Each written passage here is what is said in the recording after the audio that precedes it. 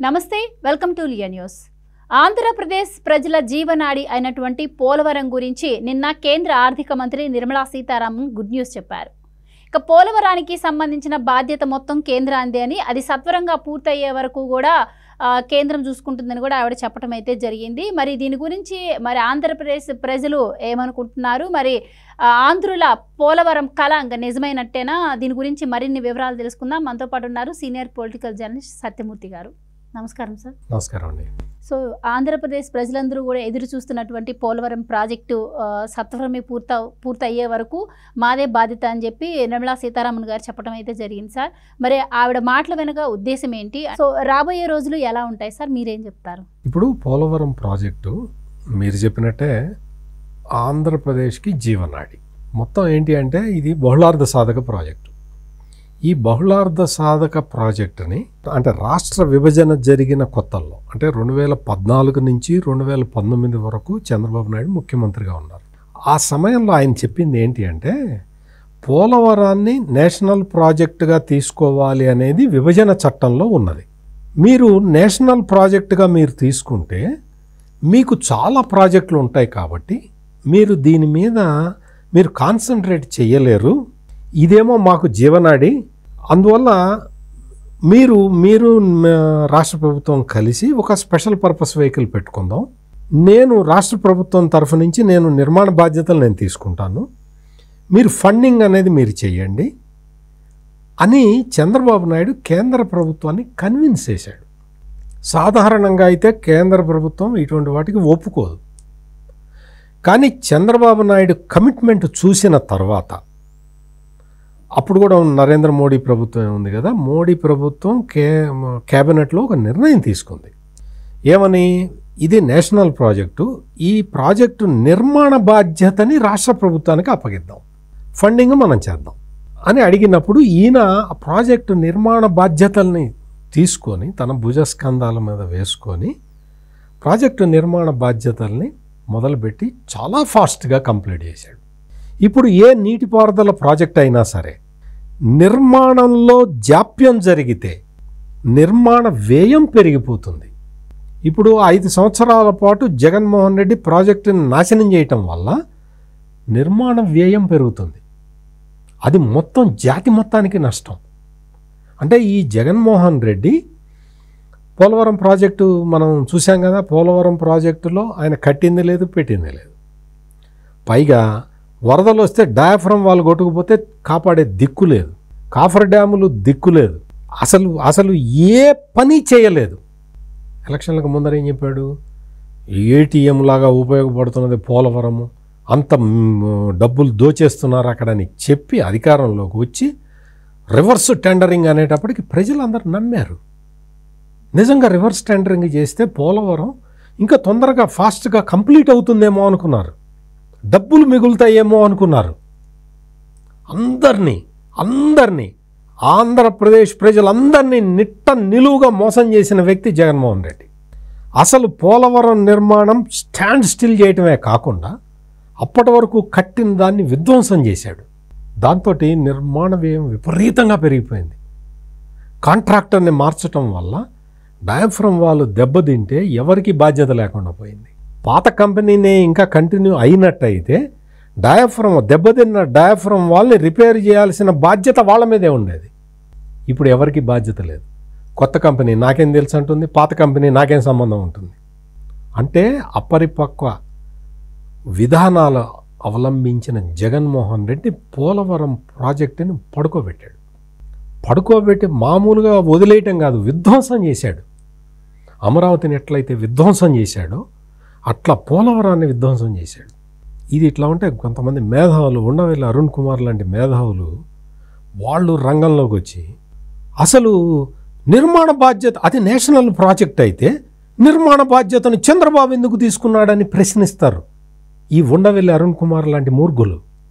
బాధ్యత తీసుకున్న వాళ్ళని చూసి సంతోషిస్తావా? బాధ్యత ఎందుకు తీసుకున్నావు అని అడుగుతావా? బాధ్యత తీసుకునేవాడిని చూసి సంతోషించాలి.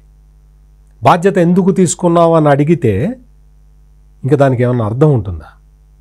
అంటే ఈ ఉండవల్లి అరుణ్ కుమార్ లాంటి వాళ్ళు చేసిన వాదనలతోటి ఆంధ్రప్రదేశ్లో ఉన్న చాలామంది ఇదేదో జరిగిపోతున్నది, ఏదో అన్యాయం జరిగిపోతున్నది అన్న భ్రమలోకి వెళ్ళిపోయి జగన్మోహన్ రెడ్డికి ఓట్లేశారు. ఆంధ్రప్రదేశ్కి జరిగిన నష్టం ఇది అంటే మేధావులుగా చెప్పుకునే వాళ్ళు ఈ జగన్మోహన్ రెడ్డి చేసిన అపరిపక్వ చర్యల్ని సమర్థించటం వల్ల పోలవరం లాంటి బహుళార్థ సాధక ప్రాజెక్టుకి విపరీతమైన నష్టం జరిగింది. జగన్మోహన్ రెడ్డి అతనికి ప్రాజెక్టుల విలువ తెలీదు, ప్రాజెక్టు ఎట్టగట్టాలో తెలీదు. ఒక ఫస్ట్ టర్మ్ అధికారంలోకి రాగానే ఆడెవడో అనిల్ అనేవాడిని ఒకరిని తీసుకొచ్చి జలవనరుల శాఖ మంత్రిగా పెట్టుకున్నాడు. అతనేదో బెట్టింగులు నడుపుకునేవాడు. అతనికి ఏం తెలుస్తుంది నీటిపారుదల ప్రాజెక్టుల గురించి? తెలీదు. 2.5 సంవత్సరాలు పోయింది. ఆ తర్వాత అయినా తెలిసిన వ్యక్తిని ఎవడన్నా పెట్టాడా అంటే అంబటి రాంబాబుని తెచ్చిపెట్టాడు. అంబటి రాంబాబుకి ఏం తెలుస్తుంది? అతనే చెప్పాడు నాకేం అర్థం కాలేదు. అర్థం కాకపోతే మంత్రిగా ఎందుకున్నావు? రిజైన్ చేసి పోవాలి కదా నువ్వు. అర్థం కాలేదు ఉన్నాడు. అర్థం కాని వాడిని ఫస్ట్ ఏమో అసలు తెలివితేటలు లేని వాడిని బెట్టింగులు వేసుకునేవాడిని మంత్రిగా పెట్టావు.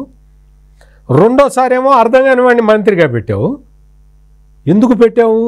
నీకు అర్థం కాలేదు కాబట్టి, నీకు అసలు చిత్తశుద్ధి లేదు కాబట్టి.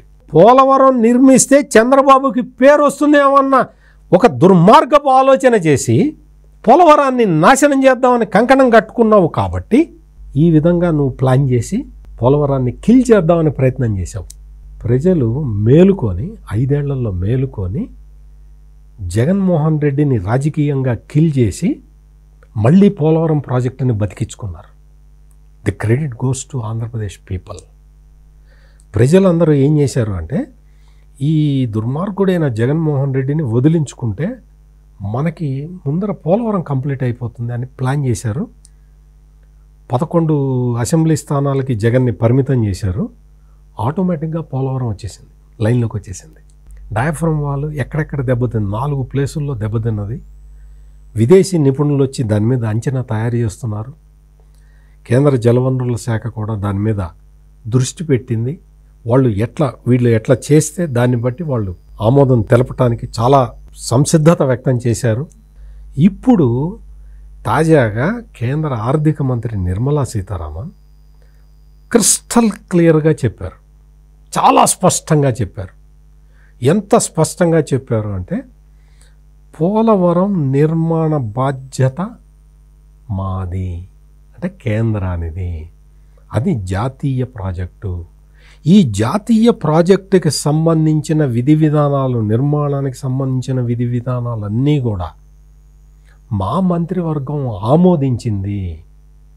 మా మంత్రివర్గం ఆమోదించిన విధంగా మేము పోలవరం నిర్మాణం చేపడతాము అని చాలా స్పష్టంగా చెప్పారు. ఇంకొకటి ఏంటంటే జగన్మోహన్ రెడ్డి విధ్వంసకారుడు అని మామూలుగా అనటం లేదమ్మా, మొత్తం ఆధారాలు ఉన్నాయి కాబట్టి జగన్మోహన్ రెడ్డిని విధ్వంసకారుడు అనేది.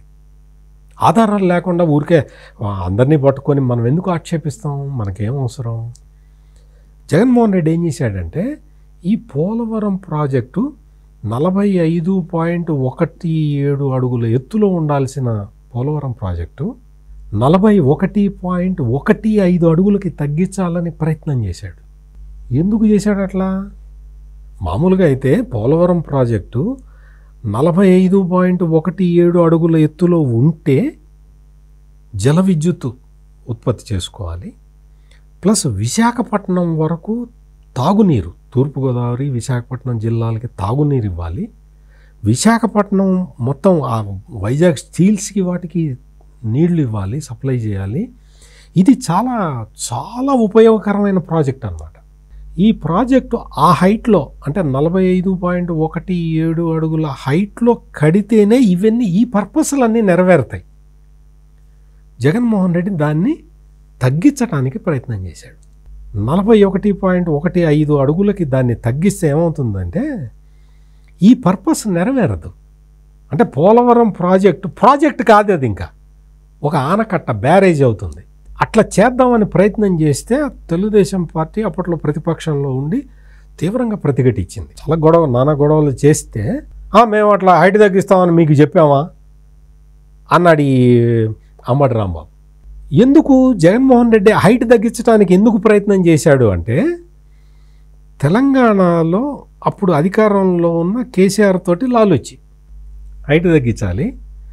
ఇక్కడ మనకి నరేంద్ర మోడీ, చంద్రబాబు నాయుడు వాళ్ళిద్దరూ కలిసి 7 మండలాలని, తెలంగాణ భూభాగంలోని 7 మండలాలని కలుపుకున్నారు కదా. ఈ 7 మండలాలు ఏంటి అంటే ముంపు గ్రామాలు. కేసీఆర్ ఏం చెప్తున్నాడు, 7 మండలాలు ఎందుకు ఇచ్చారు? ఒప్పుకున్నది కేసీఆరే ఒప్పుకున్నాడు.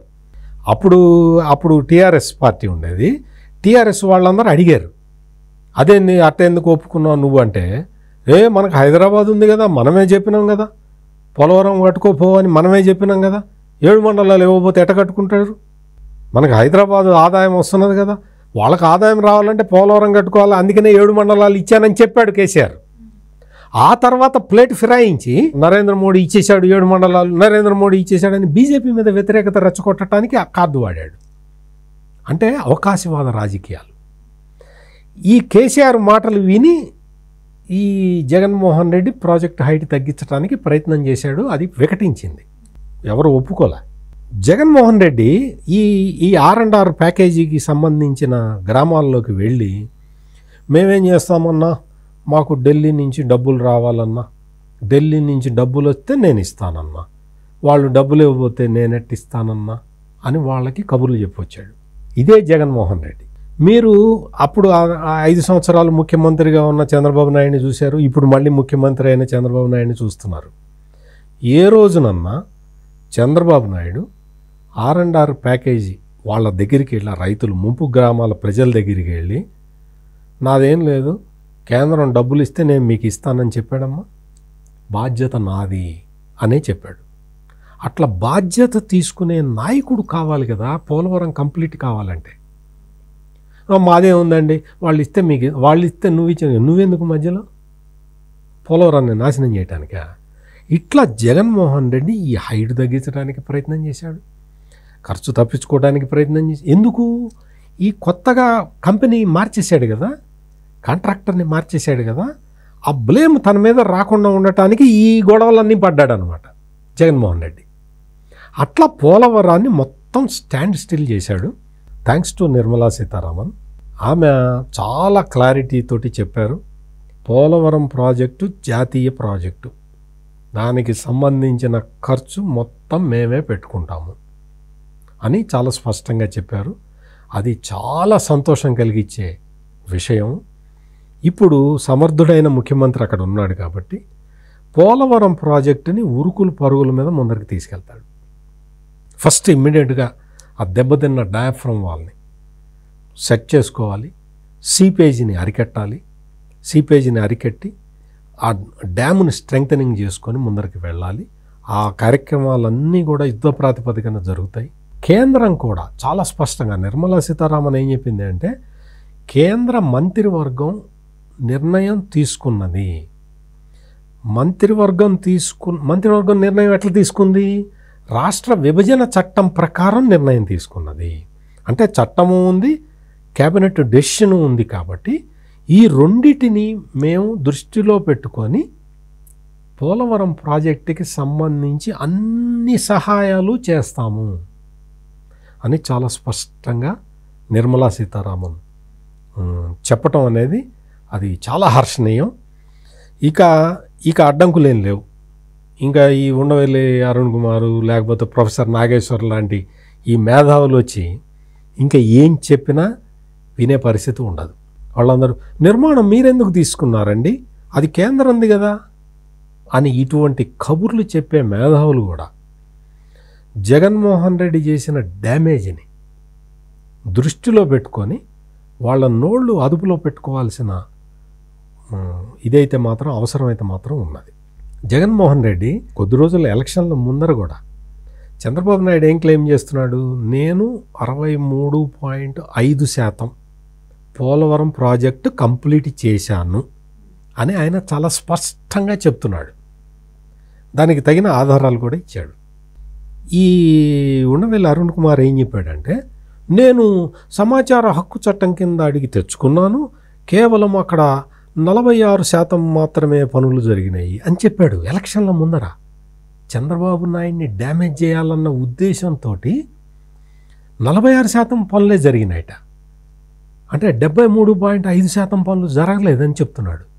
నిన్నగాక మొన్న శ్వేతపత్రం రిలీజ్ చేశారు కదా పోలవరం మీద. అందులో చంద్రబాబు నాయుడు చెప్పింది ఇదేనా? 73.5% అనే చెప్పాడు కదా. అంటే ఈ కుహనా మేధావులందరూ కూడా పోలవరం మీద విషం చల్లటం వాళ్ళకి ఒక అలవాటుగా మార్చుకున్నారు. ఇకనైనా ఈ మేధావులు విషం చల్లటం ఆపితే, ఇప్పుడు ఉండవేళ అరుణ్ కుమార్ వచ్చి డయాఫ్రమ్ వాల్ దెబ్బతిన్న డయాఫ్రమ్ వాల్ నుంచి కడతాడా? కట్టమని వచ్చి ఒక కుళ్ళు కుట్ర. భారతీయ జనతా పార్టీతోటి చంద్రబాబు నాయుడు కలిస్తే ఒకడు కళ్ళల్లో నిప్పులు పోసుకుంటాడు. మొత్తం కూటమి ప్రభుత్వం అధికారంలోకి వస్తే ఇంకొకడు కళ్ళల్లో నిప్పులు పోసుకుంటాడు. మొత్తం జగన్మోహన్ రెడ్డి, అయ్యో జగన్మోహన్ రెడ్డి ఓడిపోయాడే, ఇప్పుడు మనం అతన్ని ఎట్లా కాపాడాలని ఇంకొకడు ఆలోచిస్తాడు.